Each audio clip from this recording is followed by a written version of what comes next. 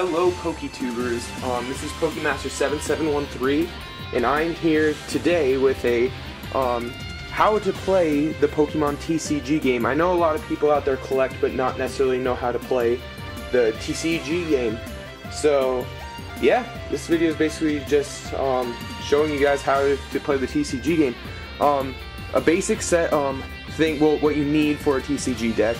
None of these things right here you absolutely necessarily need, but it's a very wise choice and you will need them if you go play competitively. So the first thing you'll need is a deck box, so you can put your cards in. The next thing you'll need is 60 sleeves. They have to be deck sleeves. There has to be 60, no more, no less. That is the standard legal size of a deck. And they have to be tournament legal, meaning they have to have dark backs, showing nothing on the, not showing the back, none of the backs of the cards, along with no corners that are bent. If you're just playing for fun with friends, you don't necessarily need that, but for a tournament, if you need to go to the tournament, you need to have pristine sleeves every single time. It's just so to make sure you're not cheating, and no marks, so you know which cards are which. And then you will need a bag of dice right here. Yeah, guys. The dice you will need for damage counters throughout the game. Damage counters so you can keep track of how many hit points each of your Pokemon have taken from each specific Pokemon. In a typical theme deck, if you're a beginner and haven't played before, I suggest getting one of these. It comes with a 60 card playing set. With all the cards, it's not going to be very good. I wouldn't recommend taking it to tournaments because it's, again, not very good. Most tournament most tournament decks are very good, and this is just kind of a generic, just to help you play kind of deck. But they also come with things called damage counters. For you beginners, these might be good because it helps keep track, but I necessarily don't like them because they're really easy to lose and hard to add up. And these are called burn and poison counters, which I will explain in the special conditions section of this video. But most competitive players, what they have is a coin. You don't necessarily need a coin, but the coin is when you first start a match, you have to call heads or tails. And heads or tails just basically seeing who goes first or who goes second. Whoever wins gets to pick whether they go first or second. A coin's nice for it. Again, they come in one of these theme decks, coins do. But yeah, but you can also use a dice.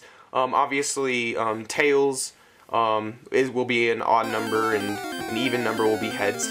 But yeah, these work easier for damage counters just because you can flip. So 6 would mean there'd be 60 damage on your Pokemon. 1 would mean there's 10 damage on your Pokemon.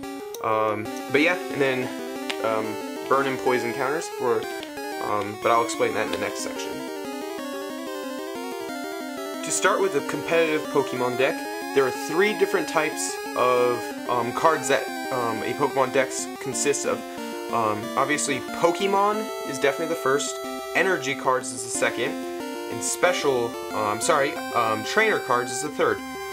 There are 3 types of trainer cards that you can have in the game. The first is called an item card. Basically, an item card, what it does is it just allows you to search for, example, Pokemon Catcher. It allows you to put special conditions on the Pokemon. A catcher, for instance, allows you to switch your opponent's benched Pokemon with the active Pokemon spot. This will make more sense once we actually start doing a simulation. But that's the first card. It allows you just to do stuff, search for Pokemon in a deck, etc., or heal Pokemon from damage that you have. So that's what an item card will do. The second card, type of trainer card, is called a supporter card. What they are is basically you can only play 1 per turn, and a supporter card basically allows you to do stuff with your deck or with your hand or stuff. It's basically an item card but better. For example, this Charon card allows you to draw 3 cards from your deck, but you can only play 1 per turn. The third type of card is a fairly new card, and it's called an A-Spec. An A-Spec card allows you to, you can only have 1 of them in your deck. In your entire deck, you can only have 1 A-Spec, and what they do is they're super powerful item cards. So they're better than any item card that's out here. For instance, this one's called Gold Potion. Gold Potion, what it does is it heals 90 damage from all of your Pokemon. So, that's fantastic because there's no card out there that can just heal straight up 90 damage from a Pokemon without any recoil whatsoever. So this is a fantastic card. Now we'll move on to energy cards. There's two different types of energy cards. There's the basic energy card, which you attach to each of your Pokemon so they can perform their attacks. And then there's the special energy card. Again, you can only have 4 of these in your deck. Along with the trainers and supporters, you can only have 4 of each card in your deck. Pokemon, even for that instance, you can only have 4 of them in your deck as well. But what these do is it allows you to, they're special energies, so this one, for instance, allows you to have a grass, fire, psychic, or dark energy. It counts as all those types of energy. There's also double colorless, which counts as 2 colorless energies. And then the last one is a Pokemon. Pokemon, obviously they're out there so you can attack. There's different kinds of Pokemon. There's basics, first evolutions, and second evolutions. This is a basic. Most cards from here on out in the format today run off of basics, but also there's some different kinds of cards. For example, this is an EX card. An EX card, what it basically does is if you knock out a Pokemon that has an EX at the top, you get 2 prize cards instead of 1. Again, I'll explain that later. But basically, EX cards are super powerful cards, better than regular cards. This is just a normal basic card without any evolution, Sableye. Basically, Sableye, he's just a basic, he has no evolution, he's just in there to search for things in the deck. But a 1, 2, 3 line in a deck will consist of 3 Pokemon. In this case, we have Dino, Zwelos, and Hydreigon. Basically what they do, you have to put a basic Pokemon onto your bench, and that's the only thing that you can start with, a basic Pokemon. And then throughout the turns you can evolve them, so you can put the Zwelos onto here, but you can only evolve once per turn, but you cannot evolve the first turn. Then you can evolve to Hydreigon, which is the best evolution. In the past formats, you used to run more 1, 2, 3 evolutions, but not so much. Now you run them just to set up benches and stuff. They're not really necessarily attackers in today's format. But yeah, usually you have them for their ability. In this case, Hydreigon, with its ability, you can read that. Stop the video and read it if you want. Okay. Also, another thing you can do, excluding first turns, there's something called a rare candy. Rare candies are very useful because it allows you to go from basic Pokemon, use a rare candy, and you can put this right on top of your Pokemon. You can skip the one evolution, which are very helpful, so you can have a second turn setup on your bench. That's basically the Pokemon, and that's how you use them. So stay for the next part, continue watching. Guys, this is how a typical TCG competitive deck should be laid out. As you can see, there's a many array of cards. Up on top we have our Pokemon. Off to down under we have our item cards. And down below we have our A-Spec right here and our supporters, along with special energy cards and energy cards.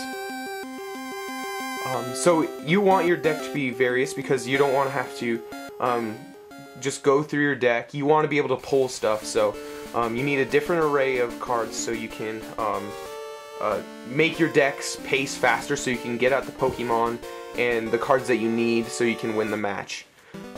Yeah guys, stay tuned for the next part.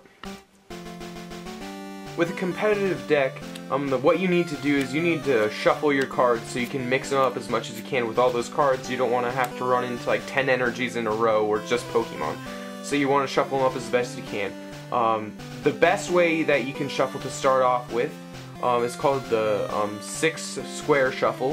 What that basically does is you set your cards into 6 piles. The 6 piles you just go in order. Just put the cards down on the 6 piles, and then you bring them together and shuffle them the regular way. I also recommend, guys, getting a play mat too if you're gonna play competitively. This will allow your sleeves not to get damaged, and it will also allow your cards not to get damaged as well. Okay, So this first type of shuffling technique, there's a couple different shuffling techniques that you can use. The first type of shuffling technique is called the Poke Shuffle.